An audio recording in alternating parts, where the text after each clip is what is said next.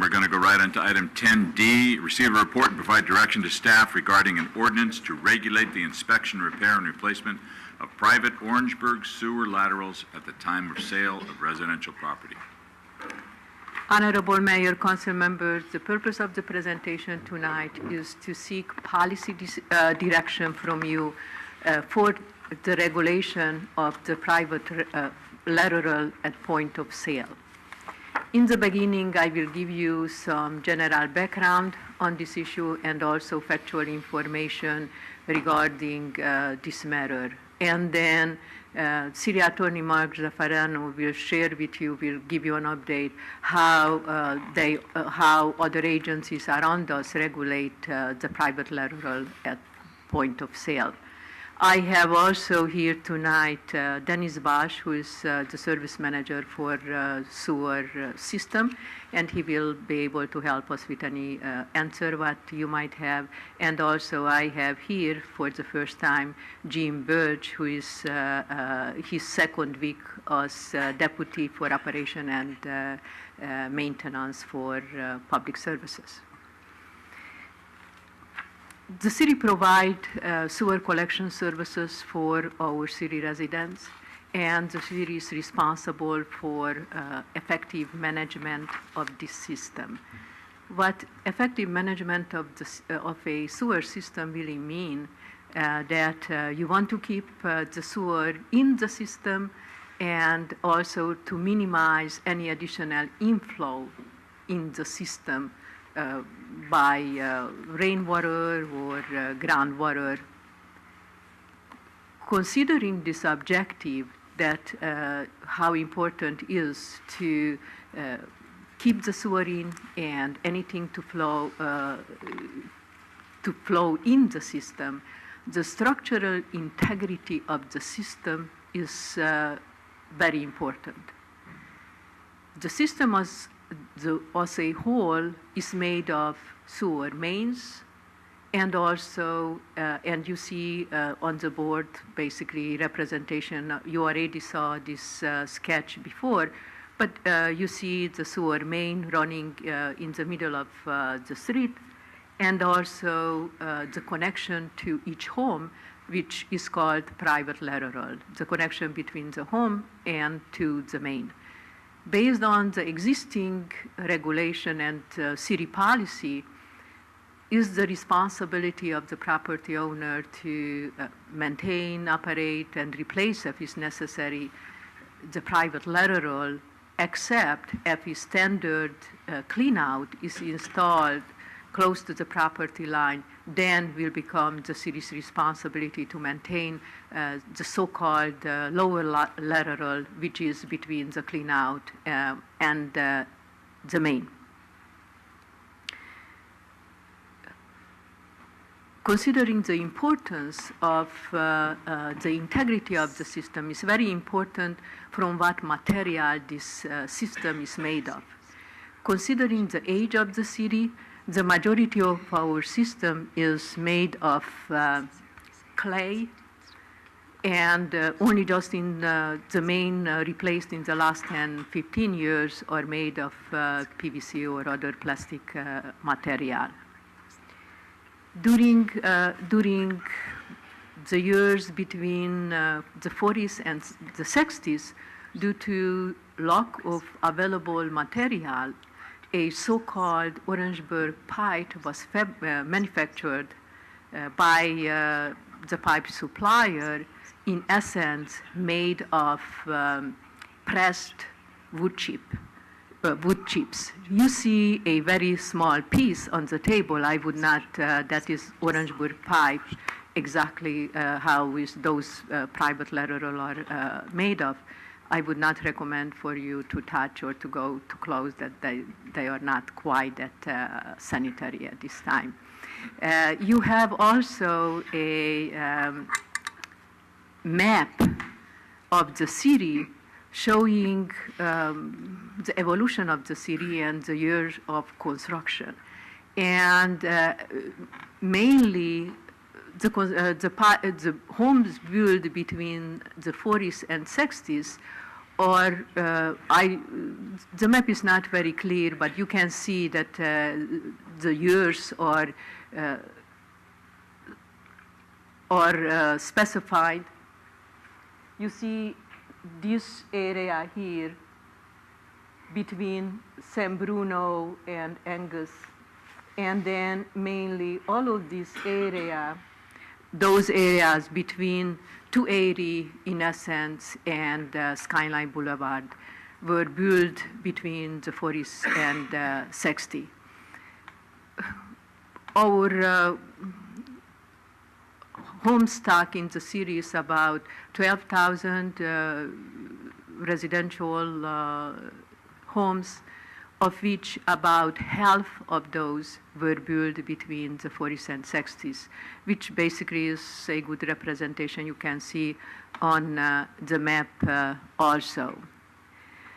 Due to the age of our system, very high number of SSOs were experienced by the city, and in 2011, in order for the city to settle litigation with baykeepers, entered in a agreement and signed a consent decree. According to this agreement in the consent decree, if our sewer system has capacity deficiencies, then the city should consider a inspection of the private lateral and the repair or the replacement of those private lateral at point of sale. What you have before you is a summary of a possible proposed process for your consideration, that any property owner with the intent to transfer property which was built between the 40s and 60s would request a certification of compliance from the city, and subsequently a visual inspection will be made if the pipe is made of Orangeburg or not. If not, then will be issued the certificate of compliance. If is made of Orangeburg, then a video inspection will be necessary. If the pipe is defective, then will be required by the property owner to either repair or replace to the satisfaction of the city. And then after this time, then the certificate of compliance will be issued by the city. This could add on additional cost depending of the special circumstances or the situation of that specific home, on additional cost between $150 up to a little bit over $10,000, and also could add additional 1 month, up to 1 month to the process itself. I will let now Mark Zaffarano to update you on what the other agencies are doing around us. Thank you, Clara. Just briefly, it's important to understand how this ordinance that's proposed differs from the ordinances that your neighboring cities have adopted. And primarily, this ordinance reflects the precise language of paragraph 61 in our Baykeeper consent decree. And the reason why that's important is because that paragraph was narrowly tailored to meet the specific requirements of the city of San Bruno. If you look at other ordinances, say for example Millbraes, you'll find that inspection and replacement of sewer laterals are required. Well, let's see, it says if you add a plumbing fixture to the property. So the ordinances in those locations are much, in Millbrae, is much broader than the one that is required of us under the Baykeeper decree. And that's the same for South San Francisco and other neighboring communities. They have different standards about applying inspection and then replacement of those laterals in circumstances where the homes are being remodeled, not just when they're being sold. The Baykeeper consent decree that we're obligated to follow simply requires that the homes had been built between 1940 and 1960 and that they have Orangeburg pipe that's defective. It's only under those circumstances that the property owner is required to complete the repair either before the close of escrow, or the ordinance also allows up to a 6-month extension upon application. So the ordinance that we're proposing is the ordinance that's required by the settlement agreement, and it also contains all of the features of the other ordinances that were adopted by your neighboring cities. For example, the 6-month extension.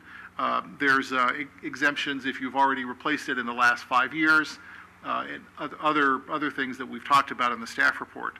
So I think that this ordinance is staff's best effort to comply precisely with what the Baykeeper consent decree required us to do.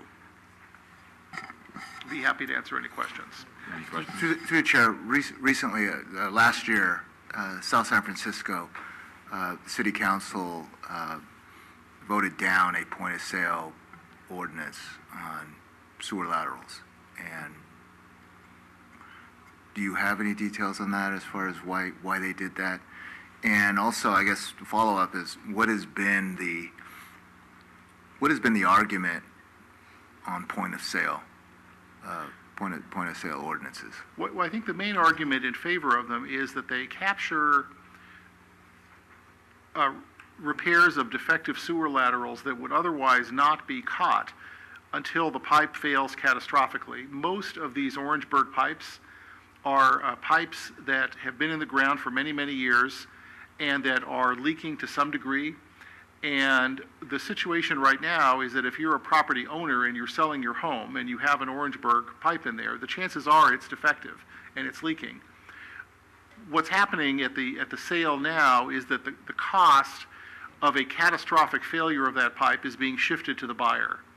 And the real effect of these ordinances is to make sure that as between the buyer and seller at the point of the transaction, they can negotiate how that repair is going to be done, so that you don't have leaking for perhaps months and years on end, and then when it fails catastrophically, the buyer is stuck with a $5,000 to $7,000 repair job.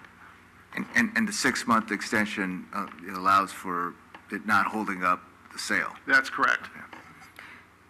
And just to follow up on the first part of your question, it is my understanding that South San Francisco had a private lateral point-of-sale ordinance as part of the agreement with the Baykeepers. South City met the requirement of the agreement, and they are no longer under the settlement agreement, and that's why they went back and basically they modified, and they are not under that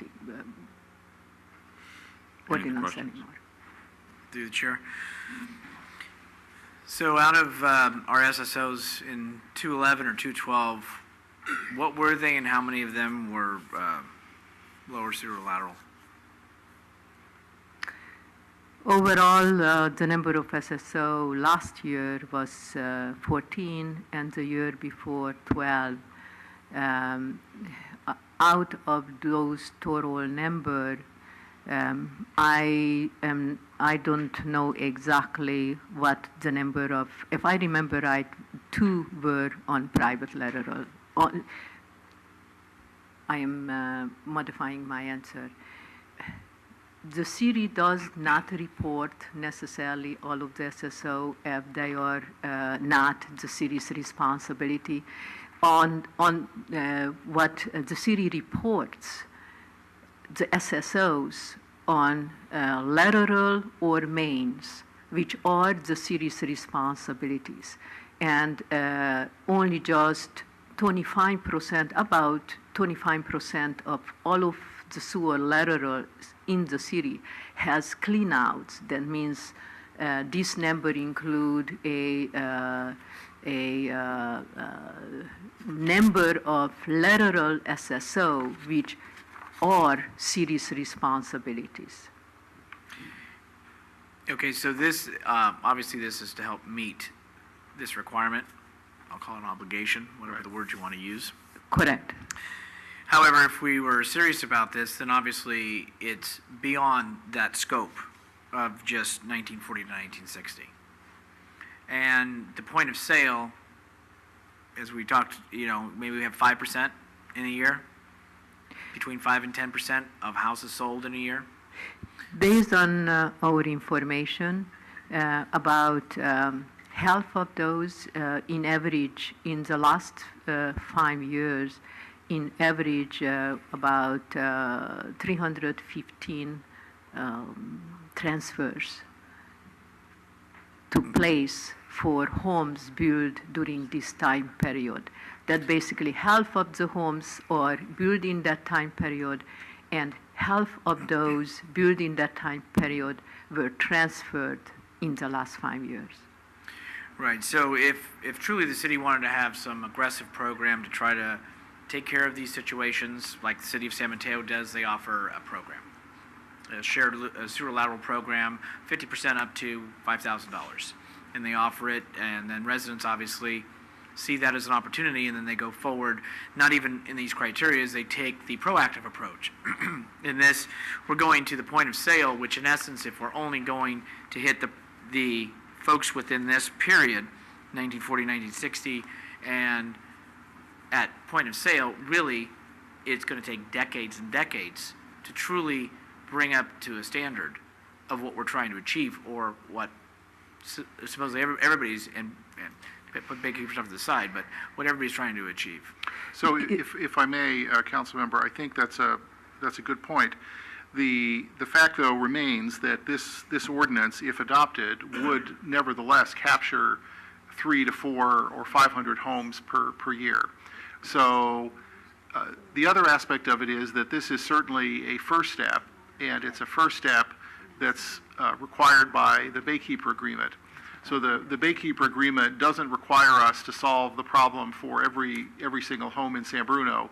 It only requires us to adopt a program, or to consider adoption of a program for those particular homes that are at highest risk of having their sewer laterals fail. And that's why this was selected in the agreement as in essence a starting point for the city's action. And why is that higher risk? Is that the Orangeburg pipe is considered the most inappropriate or higher risk type of pipe, which has up to 50-year life cycle, and already that life cycle already passed.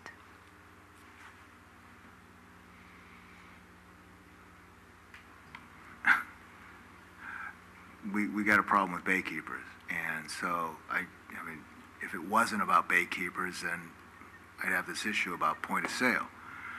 Again, I mean, I heard what you said about South San Francisco. How did they satisfy that now that they don't? Because obviously they haven't gotten rid of all their Orangeburg.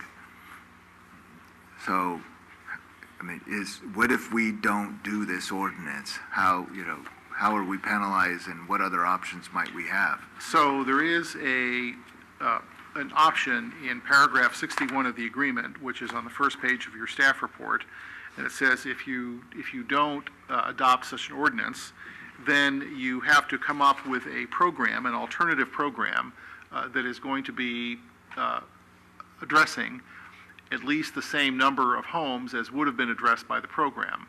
So in fact, that's one of the things we're now exploring with Baykeeper. In discussions with them at the moment, we don't have a final answer because, as you may recall, the City Council approved a program to replace the sewer laterals, the private laterals up in the Crestmoor in the fire-damaged neighborhood. So we're seeing whether Baykeeper would be willing to agree to a delay in implementation of such an ordinance and give the city credit for all of those homes whose private laterals are being replaced in Crestmoor. And what we've been told about those laterals is that they are primarily Orangeburg pipe, and they are primarily failing. So we're hoping that, of course, most of the residents in that area would take advantage of the program, and that we would be able to convince Baykeeper to count those homes as a credit. Nevertheless, we think it's important to comply with the agreement, to bring forward a proposed ordinance, and if you don't give us any other direction tonight, we do intend to bring it back for you at the next meeting for introduction with whatever changes you may recommend. I also wanted to ask about what's in the staff report about the the voluntary program at Sharp Park and why that hasn't been successful. Because the city was offering to pay a portion of the video and the cost of replacing, and it says that only 4 property owners took advantage of it. So, I would say that the main reason, other agencies who has the private lateral program in place, all of the agencies what I discussed this issue with were very successful with this private lateral program. I think city staff did not do enough outreach and didn't work aggressively enough reaching out to that neighborhood, that this program was specifically crafted for a high infiltration area in the Sharp Park neighborhood and basically targeting only just that area. And I am personally convinced that this program would be more successful if staff will have a more aggressive public outreach and communication with that neighborhood to implement the program. Maybe on our part, this program has to be implemented between now and 2016, and will, due to the time availability and staff resource concern, wasn't the outreach done as aggressively as should have been. my final comments are that I think the city attorney misspoke when he said he'd be taking care of about 300 homes a year. The study only shows that in 5 years there were 300 transfers. No, Yeah. the number in the staff report is an average It's for average. the 5-year period. In fact, in 2012, there were 487 homes that would have been subject to the program. Oh, okay, yeah. So, I mean, if we come back with an ordinance, I like the idea of giving people not just necessarily an incentive, but, giving them a break. And if it finds out that, the majority of our city has Orangeburg pipe, they're gonna need to video it, and if we can, give them a break on that cost, and then that guarantees that, that there is a problem there, then I think they'll be more adept at paying the price for it. That's just my thought. Okay, anything else? Sounds like it's the council's desire to have staff bring an ordinance back, is that correct? Ken? Rico? Yes, Jim? I don't want to Okay. upset the baykeepers, You have and I your know, direction. yeah. So. I think we understand. Thank you very much. Yes, thank you very much.